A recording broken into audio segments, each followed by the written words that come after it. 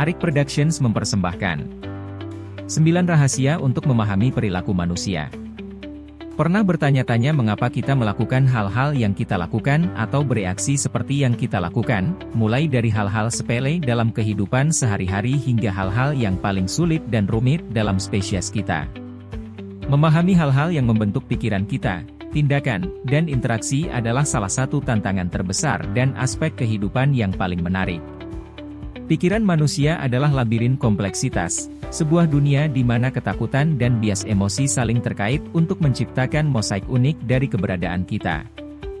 Video ini mengkaji berbagai aspek yang mendefinisikan siapa kita dan bagaimana cara kita menavigasi dunia di sekitar kita.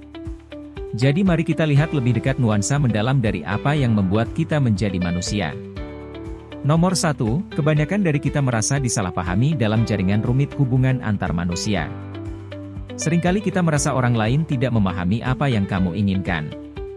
Ini bisa datang dari komunikasi yang buruk, keterampilan mendengarkan yang kurang baik, melihat sesuatu dari sudut pandang yang berbeda, atau sekadar kompleksitas pengalaman pribadi.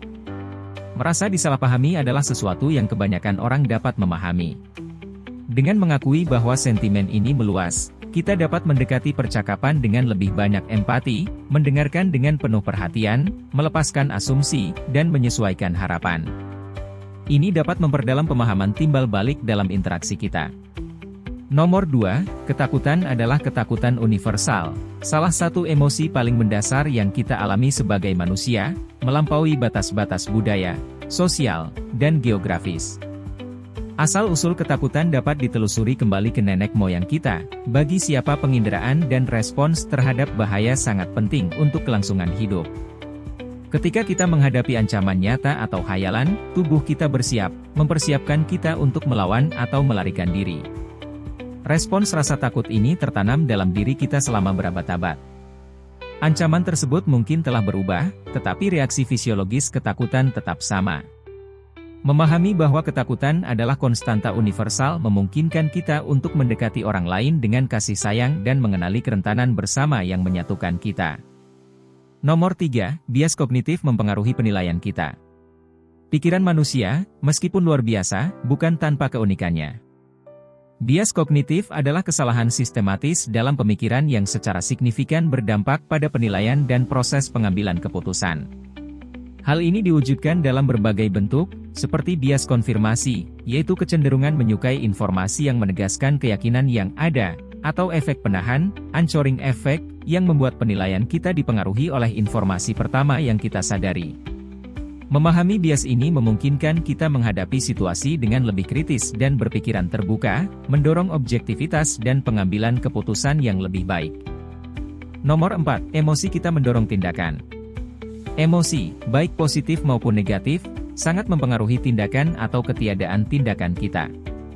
Di sisi positif, emosi sering bertindak sebagai katalis yang mendorong kita untuk mengejar tujuan, berhubungan dengan orang lain, dan berkontribusi pada kesejahteraan kita. Namun, ketika emosi mengesampingkan fakta, kita cenderung mengabaikan pertimbangan rasional. Kemarahan, rasa takut, atau ketertarikan yang kuat dapat menyebabkan kita tersesat.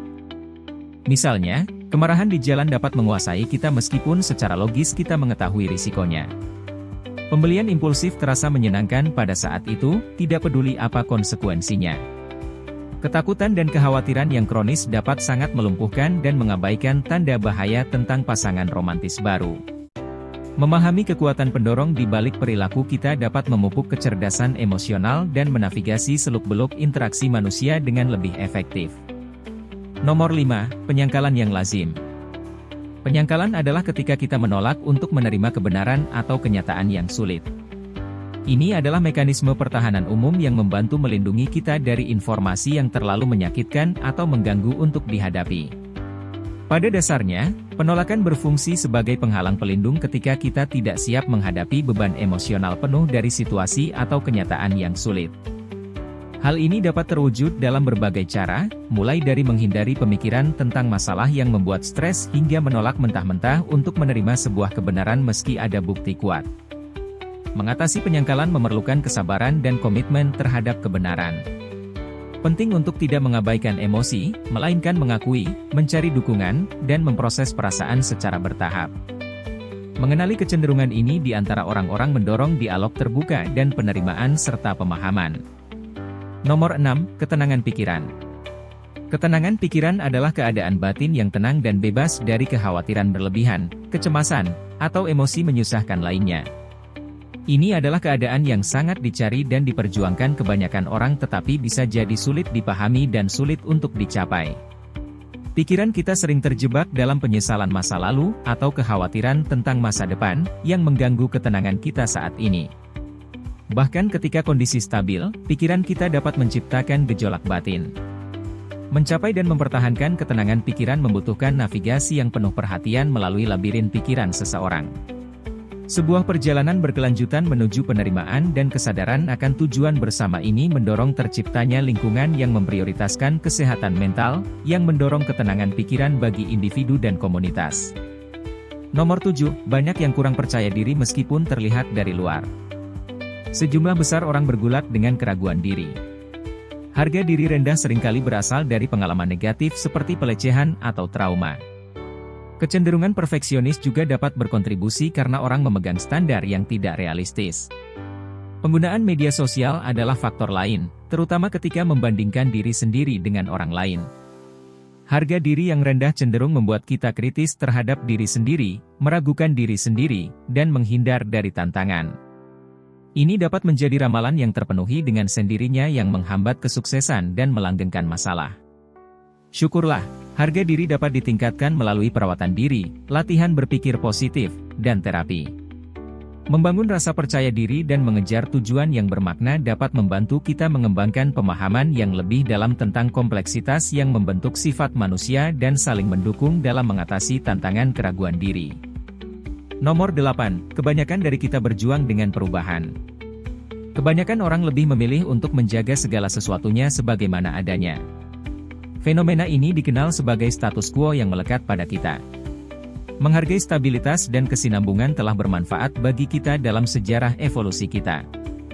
Namun, hal ini dapat menghalangi kita untuk melakukan perubahan meskipun perubahan tersebut jelas-jelas merupakan kepentingan terbaik kita. Baik itu ketakutan akan hal yang tidak diketahui atau keengganan untuk meninggalkan zona nyaman kita, menerima perubahan bisa menjadi tantangan yang berat. Kita cenderung fokus pada apa yang mungkin hilang daripada apa yang bisa kita peroleh. Namun, penting untuk menyadari bahwa perubahan membawa peluang untuk belajar, meningkatkan, dan berkembang. Dengan latihan, kita dapat merasa lebih nyaman dengan perubahan dan termotivasi oleh pertumbuhan yang dihasilkannya, bukan dilumpuhkan oleh rasa takut. Mengenali dan memahami perjuangan bawaan ini memungkinkan kita melakukan pendekatan terhadap manajemen perubahan dengan simpati dan saling mendorong melalui transisi hidup yang tak terelakkan. Nomor 9, orang tua kita mempengaruhi kita sepanjang hidup kita. Sebagai makhluk sosial, kita tidak tumbuh sendirian. Hubungan pertama dan paling intim kita biasanya dengan orang tua atau pengasuh kita. Ikatan yang terbentuk di masa kanak-kanak ini akan sangat membentuk perkembangan kita, keyakinan, harga diri, perilaku, dan kesehatan mental secara keseluruhan. Penelitian ekstensif tentang dinamika orang tua anak mengungkapkan bahwa cara kita dibesarkan secara langsung memengaruhi gaya keterikatan kita, regulasi emosional, dan cara kita berinteraksi dengan orang lain. Anak-anak mencontohkan diri mereka sendiri setelah orang tua mereka, menginternalisasi pengasuhan dan pengasuhan mereka serta interaksi berbahaya apapun. Bahkan ketika kita sudah dewasa, pembicaraan kita sendiri dan strategi pemecahan masalah seringkali berasal langsung dari pola asuh kita. Baik atau buruk, orang tua kita, penerimaan, kontrol, kritik, dan perlakuan keseluruhan terhadap kita menjadi bagian dari pikiran kita. Tindakan dan kata-kata mereka dapat terus memengaruhi pilihan dan perjuangan kita bahkan beberapa dekade kemudian. Mengakui pengaruh ini memfasilitasi kesadaran diri yang memungkinkan kita untuk menavigasi jalan kita dengan pemahaman yang lebih baik tentang akar kita. Hal ini juga menyoroti pentingnya teladan positif, yang menekankan tanggung jawab orang tua dan pengasuh dalam membentuk masa depan generasi penerus. Pada akhirnya, memahami mengapa kita cenderung berpikir, bertindak, dan berinteraksi satu sama lain dengan cara yang kita lakukan dapat membantu kita menjadi lebih sadar akan kebiasaan kita, meningkatkan interaksi kita, dan yang paling penting, menjalani kehidupan yang lebih bahagia. Jika kamu menikmati konten seperti ini, tekan tombol suka dan bagikan dengan teman-temanmu agar kami dapat terus membuat video seperti ini. Untuk lebih banyak video seperti demikian, tekan tombol subscribe dan ingat untuk mengaktifkan tombol pemberitahuan postingan. Pastikan juga untuk menonton video kami yang lainnya. Terima kasih telah menonton.